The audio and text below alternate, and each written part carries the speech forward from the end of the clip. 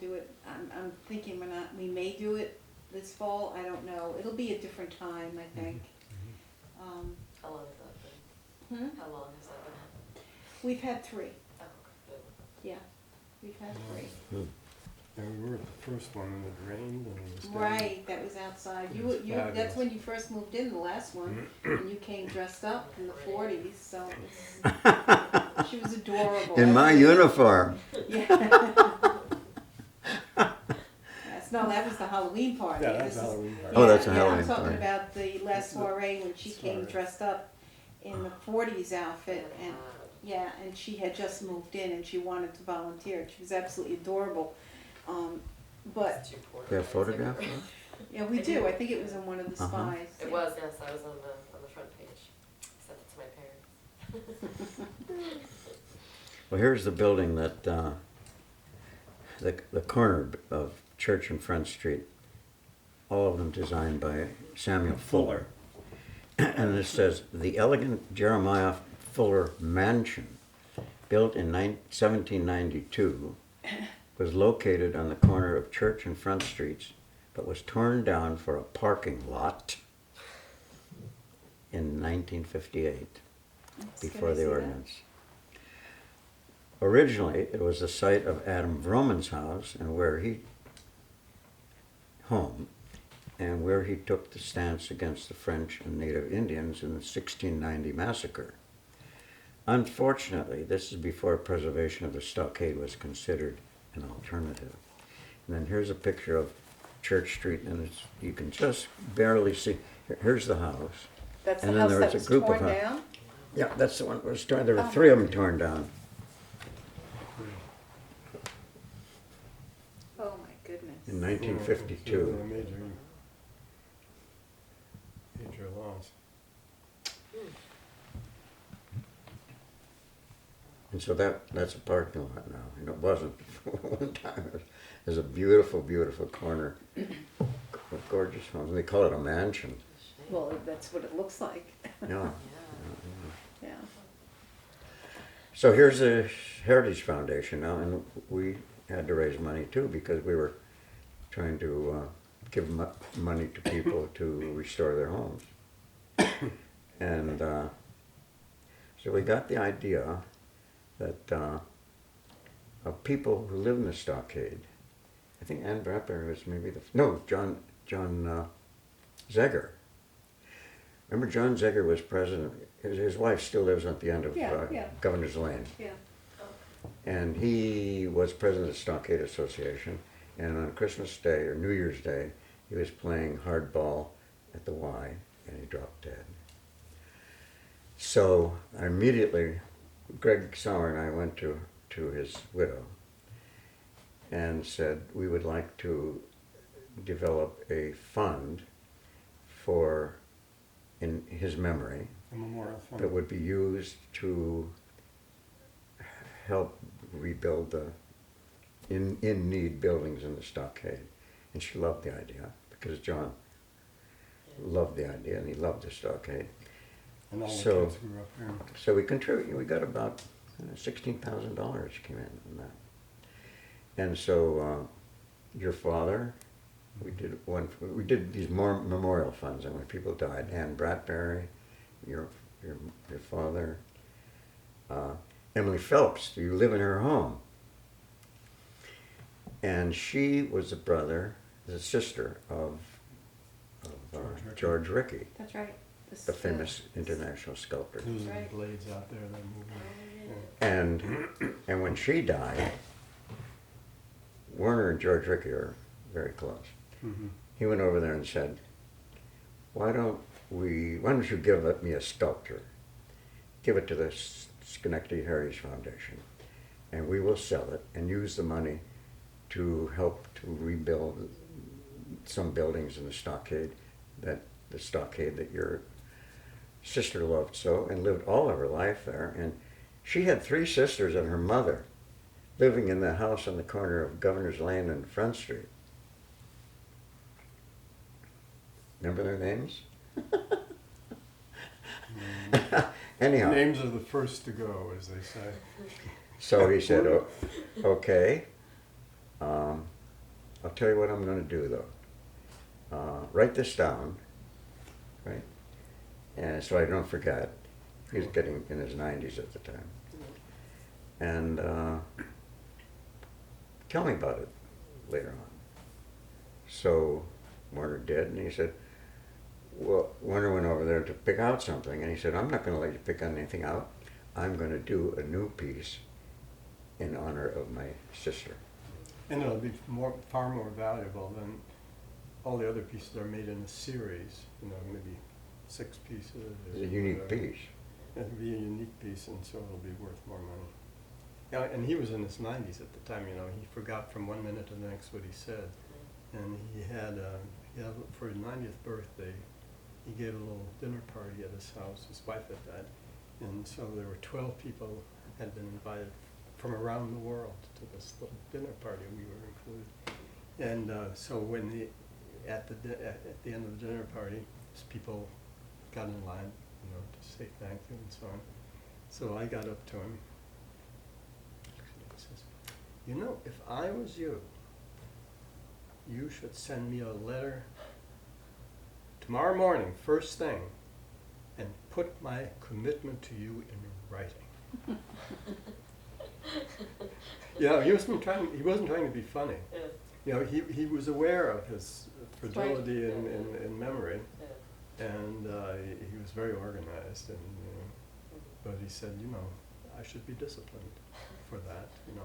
I should, if it's in writing, I can't not do it. And he made a piece of sculpture. We called his gallery in New York City, and they had a son who was going to Williams and said, "Oh, I'd love to come by and take a look at it." Yeah, that's one of his pieces right there. No, yeah. He And has there's some one in the piece- garden.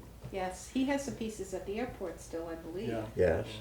And at So- the Albany Institute, and So he took. and at the mall, this great big, is that red, or that's the one at the Museum of Modern Art? The red one's Yeah. anyhow, No, the mall is in front of the. stainless steel. Yeah. Yeah, it's in front of the, next to the Capitol, what do they call it? Rockefeller Mall, The it used egg, to be called. the egg, it's by the egg. So there's But a huge anyway, one the there. terrible Concord, thing I is think it's Concord.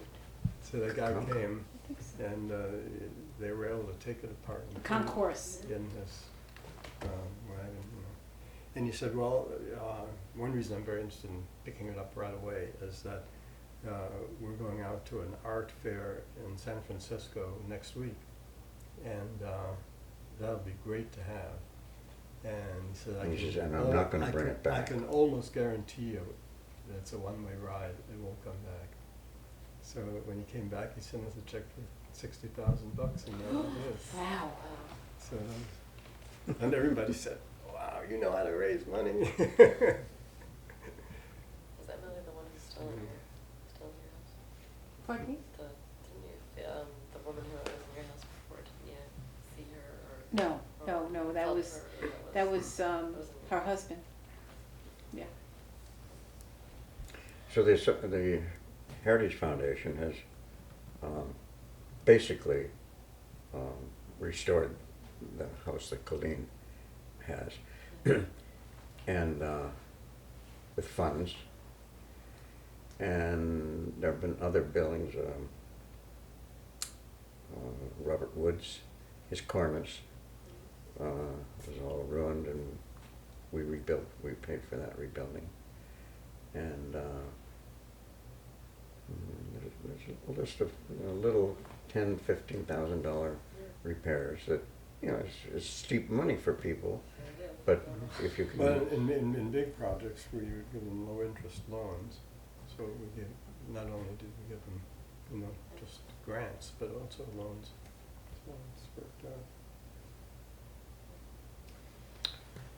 So that's still in functioning, and we still use the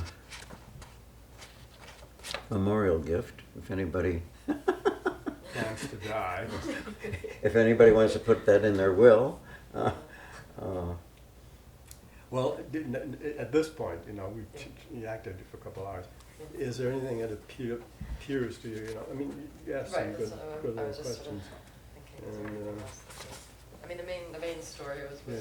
how Yeah, it formed the okay, so this is what you association. accept. Well, and it was the association, it was the SPY, and it was the creating the historic district. And Yeah. I love that I just learned that it was not called the Stockade before you Right. you marketed it that way. It's been Yeah. a real marketing effort. Well, you know, So, And you gotta do repeat can it. you, You know, do you wanna people use said this that, well, by picture now now, or everybody do you knows. have to? I actually have that. You do, Yeah, okay, so you'll be able to do that, Yeah. okay. You know, the new people coming in, and people forget. Yes, Yeah. yeah. Oops.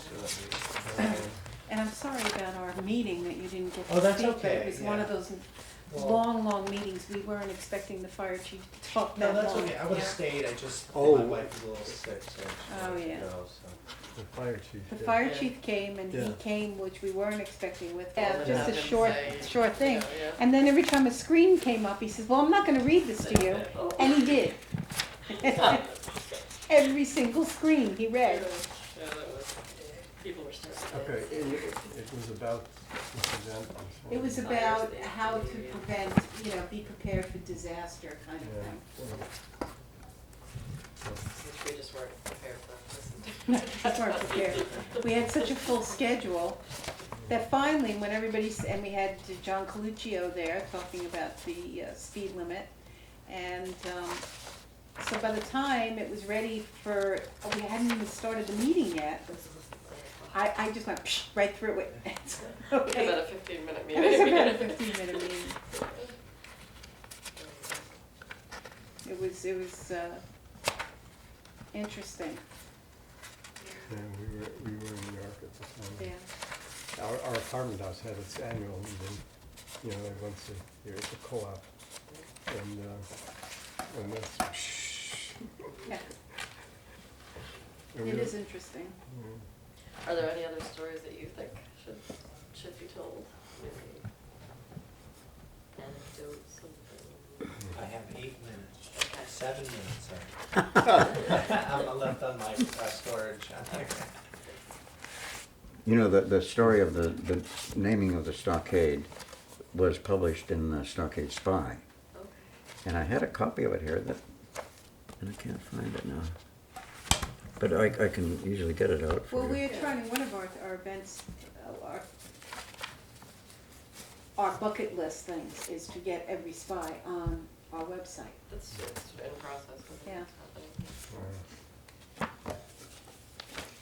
If you're tired of looking at this old 87-year-old face, here's what I looked like when we started all this. And you don't look 87 either. No. Look at that. Yeah.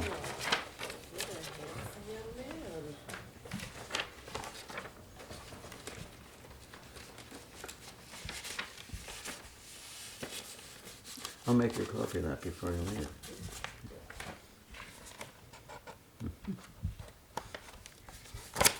Yeah, well, I guess that's, Oh, another thing, I'm sorry, no, good. where the Heritage Foundation and the Stockade sometimes come together to finance events. The Gates. Stockade Gateway, for instance, was a combination program. And we also went out and